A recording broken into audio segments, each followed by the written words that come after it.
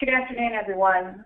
First, I want to thank everyone for taking time this afternoon to attend our webinar. My name is Debbie Sasko, and I'm the AVP of Information Services, and I have with me today also Stacy Fagan, who is one of our program managers. This afternoon, what we'd like to do is to provide you an overview of IANA's new street interchange application and walk you through the web portal to show you how to utilize features and functionalities of the application. During the webinar, should you have any questions on any of the information that we go over, please feel free to submit your questions online. At the end of the session, we'll reserve about 5 or 10 minutes to go over any questions we've received. Should we not be able to get to all the questions submitted, we will certainly circle back to those that we did not get to directly after the webinar. So with that, what I'd like to do is just go through a couple of PowerPoint slides just to give some brief facts about the application. The UIA agreement was recently revised to include language that would allow street interchange to occur under the agreement.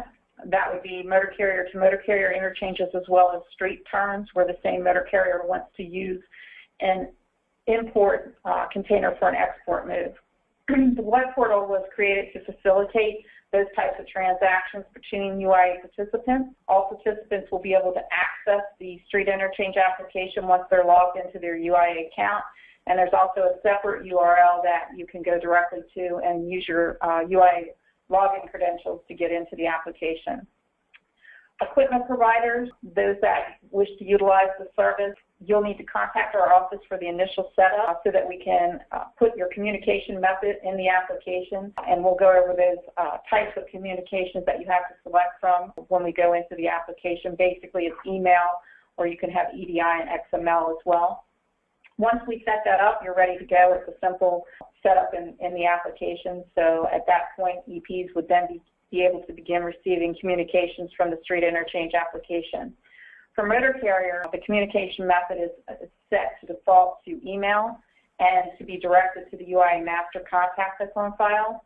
Should you want to change that, you can certainly do so by accessing the street interchange application and going to the communication tab and indicating either a new email address, or you can also enter multiple email addresses as well. Some of the benefits of the application for participants is, one, it establishes an efficient communication process between the motor carriers and EPs. Basically, it provides an expeditious way for you to facilitate your street interchange or street transactions and have them be captured within a single central portal, web portal. We automatically will validate whether motor carrier B, the receiving motor carrier, has a valid interchange with the equipment providers that are involved in the transaction. So before the message even is sent to the equipment provider that a request has been made, the UIA system in the background will do a validation of whether motor carrier B is an approved carrier for the specific equipment provider. It also captures the transfer of liability, damage, and indemnification that's set forth under the UIA agreement between motor carrier A and motor carrier B. So the system will actually capture when that street interchange process is complete, and then based on the terms of the agreement, the liability, damage, and indemnification would be transferred between the two motor carriers, and provides a record of that should anything in the future need to be referenced in regards to disputes or billing issues. It also provides supporting documentations for equipment providers so they can allocate their free time and per diem based on whatever terms are contained in their addendum as it relates to street interchanges, as well as any maintenance and repair charges that they'll be billing, so that they know who the proper interchange party is that should receive those billings.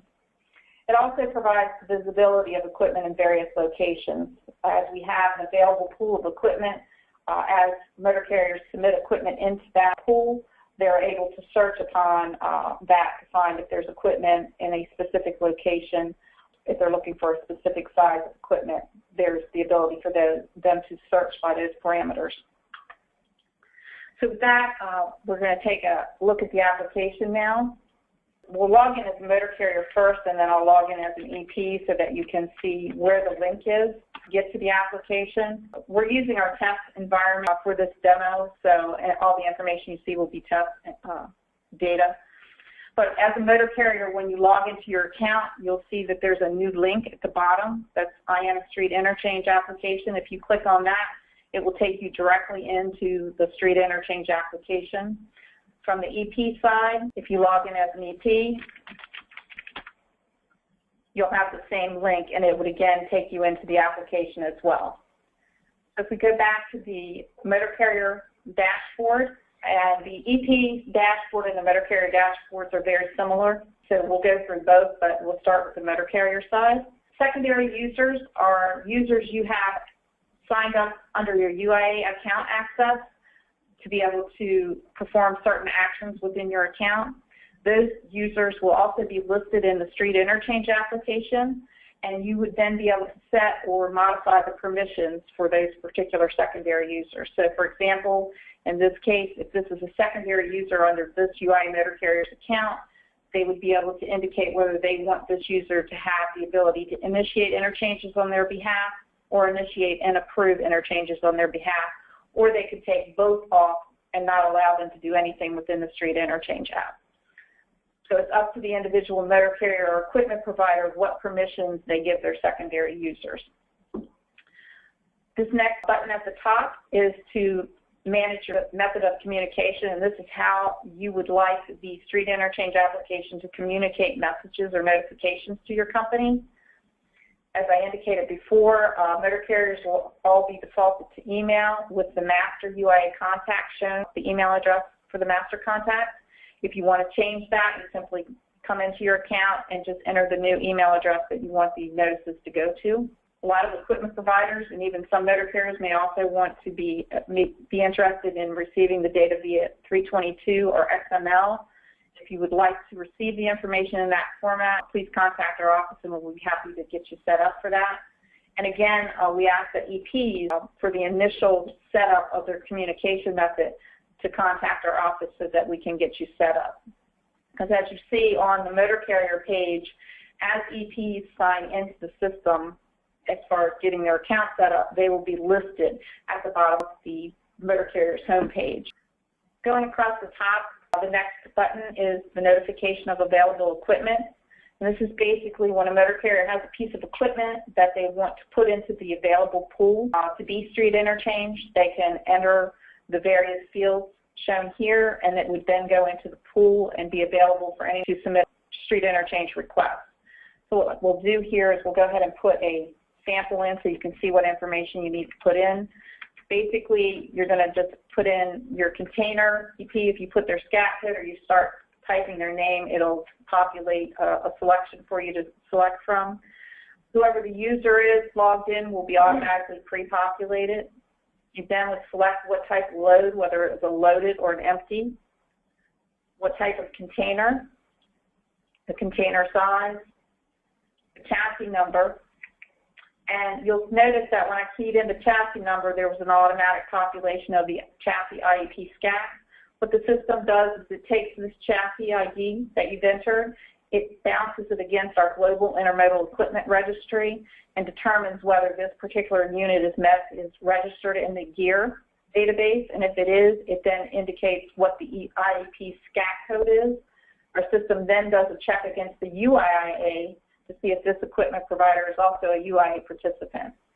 If the street interchange request involves a chassis provider that's not a UIA participant, then the street interchange request would then only cover the interchange of the container and not the chassis. Select what kind of chassis it is, the size of the chassis, the genset number is not required. The DVIR process on the unit, yes or no, that is an optional field as well, but if you select yes, it would then display this pop-up screen where you would enter the driver's IDD PIN number, or you could enter their driver's license and state and then indicate what the defect was that was reported on the DVIR. The location information at the bottom is the equipment location is where the equipment is currently located, and what we've done is we've used our IANA location return equipment table that we use under our DVIR application. So if you enter the first couple of letters of the zip code, it's going to drop down to a list of facilities that you can select from.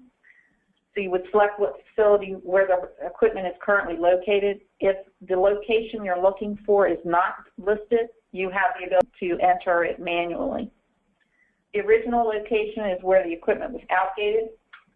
So again, you see in the first couple of digits of the zip code, and then you would select what location it originally allocated from. Hit next, and I forgot to put the container number in, so it's telling me that the container number can't be blank. So if I got to go back in and put the container number in, and then if I hit next, it's then going to give me a confirmation screen to let me take a look at the information that I entered to confirm that everything's correct. If it is, then I would hit confirm and OK. And at that point, it would then go back and put that piece of equipment into the available pool of equipment. So if I go here, the next entry, this allows me to search that available pool of equipment for entries that I have entered, whatever the logged in user is. So if I click search here, it's going to display all the entries that I am a part of, if I'm a motor carrier involved in this entry, or if I'm an EP involved in the entry. So this allows you to search that information, and then it also would allow you to download the information in an Excel report if you'd wish to do so. The search equipment available for interchange would allow you to search the full pool, whether you entered the entry or not. So if you're looking for a specific piece of equipment to street interchange, you could go here, enter certain search parameters. Say you were looking for 20-foot container, you hit search. It would then display the entries that met your search parameters above. If you wanted to initiate a street interchange on that particular unit, you could click Initiate Street Interchange. It would then pre-populate all the information for you at the top, except the type of interchange, where you would need to select what type of interchange it was. And you'll also see there's an import booking number and an export booking number. The import booking number is not a mandatory field, but the export booking number is for all transactions. So you would need to enter a booking number. You would just check to make sure everything's okay. If everything's fine, then you would hit next. Again, get a confirmation screen that this is the street interchange request that you wish to submit. You'll see that the container provider's APO, the motor carrier. In this particular example, I have the same motor carrier, so this could be an example of a street turn. And they would hit confirm, okay. And at that point, the equipment providers that were associated with that street interchange request are then notified that there's been a request for their equipment to be street interchanged. Going across the top, the next button is if you actually want to initiate a street interchange request for a piece of equipment that's not in the available pool of equipment. So say you come into the application and you search the available pool here, you search the equipment pool and you don't find anything that you want to street interchange, but you have a piece of equipment that is available, you could go here and actually enter a street interchange from start. So we'll go ahead and do one of these as well so that you can see what it looks like. Again, you're asked to put the container, EP, who motor carrier A is, who motor carrier B is, which would be the receiving carrier, the type of interchange, the container, what type of container it is, the size of the container. Again, the booking number is not required. It's not mandatory, but the export booking number would be. The container number, the chassis number, and again, the system would do an automatic check against our gear database to see who the chassis IEP is, and in this case, it came back with APL. What the chassis type is, the size, and again, the location information. By entering the first couple of digits of the zip code. Here's your confirmation screen where you would check to make sure all the information you entered was correct. You'd hit confirm, and at that point, the two equipment providers again would be notified that the street interchange request had been initiated on a piece of their equipment. So going across the dashboard on the motor carrier screen, again, this would be the same on the equipment provider side. You would be able to see the number of available equipment that you as a company submitted. So if you click View Details, it's going to show all the entries that your company submitted, and you'll see that it says 6, but you'll see more here, and that's the reason is this is a test system, so there were more entries put in prior to the test environment. And if you go back to the home page, An approved transaction. Look at an approved transaction. You'll see here that it shows across the top the flow of the transaction. So this shows that motor carrier ICIC started the transaction at 1528 on 7/12. It then went to the container EP, which was APL. They approved it on that same day at 1525. After that, it went to the chassis EP, which then approved it on that same day at 1526. It then went to motor carrier B for the pre-trip inspection. And the pre-trip inspection is when they would indicate what the condition of the equipment was at that time that they were going to take possession of. They indicate there was nothing wrong with the equipment, then the system will automatically approve street interchange request, and the transaction will be completed. And at the time the completion is done, all parties will be notified that the street interchange has been completed. So you have the ability to download here a summary of the actual transaction at any time. So you'd be able to go back into the system at any time and see what transacted when the street interchange request was taken in, when it was completed, and what time, and when the actual complete transaction was approved. Back to the home page, and an example of an on-hold transaction.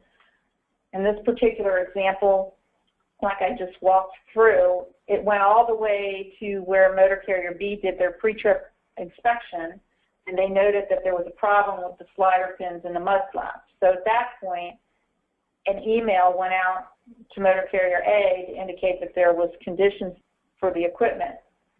So at that point, motor carrier A can either indicate that they approve, or that they want to put the transaction on hold, or they reject it. So at this point, they decided they were going to put it on hold, indicating they didn't agree with motor carrier B's Exhibit A inspection, and they would contact them to discuss. That transaction would stay in a holding pattern for 24 hours to allow the parties to discuss the issue. If nothing happens on the transaction within 24 hours, then it is rejected. An example of a pending transaction. When you go to your pending transaction screen, whoever is logged in, you'll see all the transactions that are associated with your company, and you'll see some are shaded and some are not. The ones that are shaded are the ones that are not waiting on any type of action from your company to do. It's waiting on some other party to the transaction to do something. This top one that's not shaded will show that there's a Y in the action required column, meaning that you have to take some type of action on this particular transaction. If I hit go here, you're going to see that this was initiated by motor carrier YYTT. It went to the container EP for approval. So once they initiated, an email went to the container EP indicating that a piece of equipment was requested to be street interchanged. Once they approved it, it went to the chassis EP. They then also approved it. And now it's waiting for motor carrier B to do the pre-trip walk around. And you'll see here it has the equipment conditions per exhibit, the UIA Exhibit A. This mirrors what's in the agreement. And if you hover over each of the items, it'll actually show you the language that's in the agreement. So in this particular example, we're going to say there was no issues. But if there were some, they could indicate what those issues were, and then it would go to motor carrier A for approval. But this time we're going to say there are none, and I'm going to approve it. And you'll see that this last box automatically turns green, saying the transaction was now completed. And at that point, motor carrier A, both equipment providers, and motor carrier B will all be notified that the transaction is complete, and the system will capture that based on the terms of the agreement, liability, indemnification, and damage terms would have transferred from motor carrier A to motor carrier B at this time. You go back to the home page. You can see here's an example of a rejected transaction. In this particular example, a street interchange request was made. It went to the container EP. The container EP looked at the equipment and said, sorry, this equipment's not eligible for street interchange, so they rejected the transaction. At that point, the transaction stops and all parties are notified that the transaction was rejected. The last item down here is interchange requests year to date, and that's just basically a list of the street interchange requests that your company has initiated on behalf of your SCAC code to the equipment provider. So it allows you to get a record of those that you've requested, and it shows the status of what they're currently looking at. So let's log in as an EP. And you can see their screen looks identical to the motor carrier screen. They have all the same functionalities. If you're going across the top, the only difference for the equipment provider is that they also have a managed third-party users. And this managed third-party user would be, there are some lines that have agencies that manage their interchange transactions for them. For example, like Norton Lilly is one that handles a lot of the steamship lines. So a third party could register to manage your street interchange transactions on behalf of an equipment provider. And in order to do that, go back out, you have a third party registration here. They would click here to register. The third party would come in and provide all their company information, set their username and password up that they wanted to use, and then they would select from the list of equipment providers who they were requesting to be a third party on behalf of. So once they submit this registration, then the EP associated with that would be notified that a third party had registered for them, and then that EP in turn would have to come into the application and approve that third party. So you can see here from this example, there's two third parties for this particular equipment provider. One's active, so this equipment provider could go in and either disable their permissions or they could set or modify their permissions. And if they set or modify, it would be whether they can initiate an interchange on their behalf or initiate and approve an interchange on their behalf.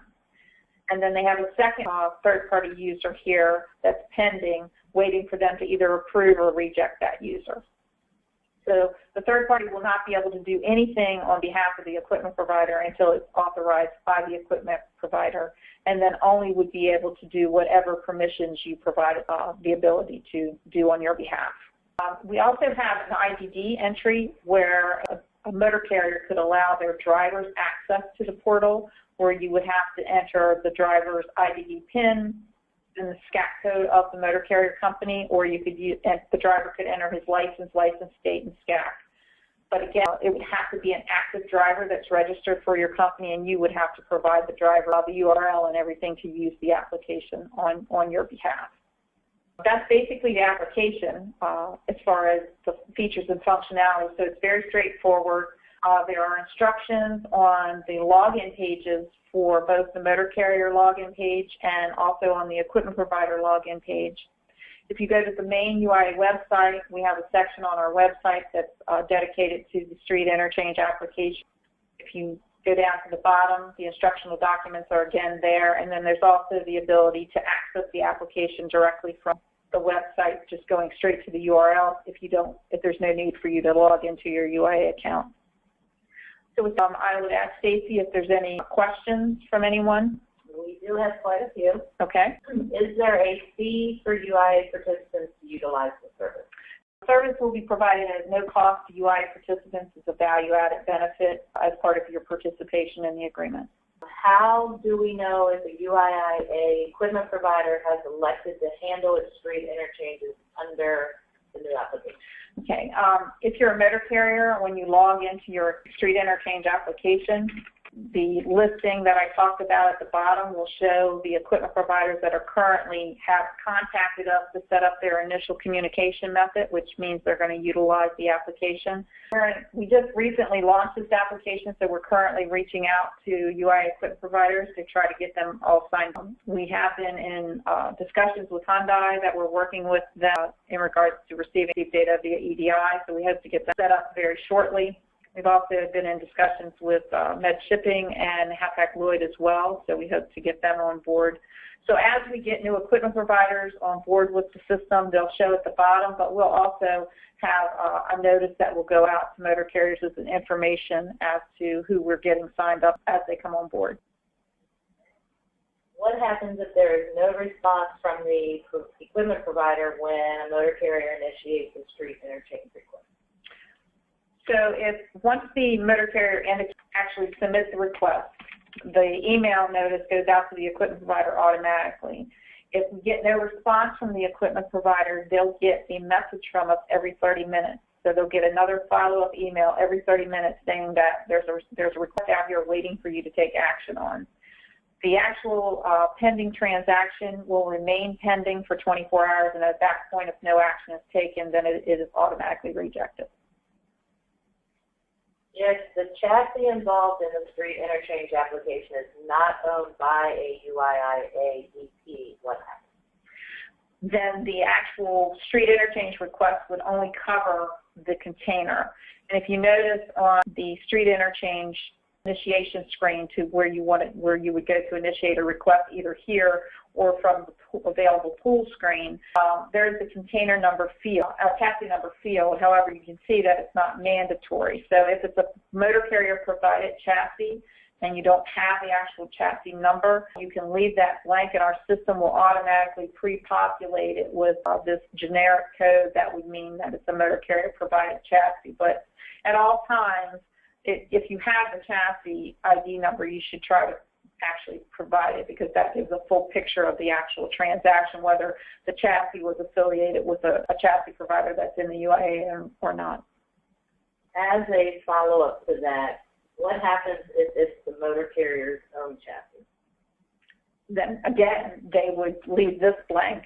Our system would pre-populate this generic code to identify that it was a motor carrier provided chassis, and then the actual street interchange request would just be covering the container and not the chassis. Do users have the ability to access documentation from the system at any time for purposes of having confirmation when motor carrier B took control of the equipment?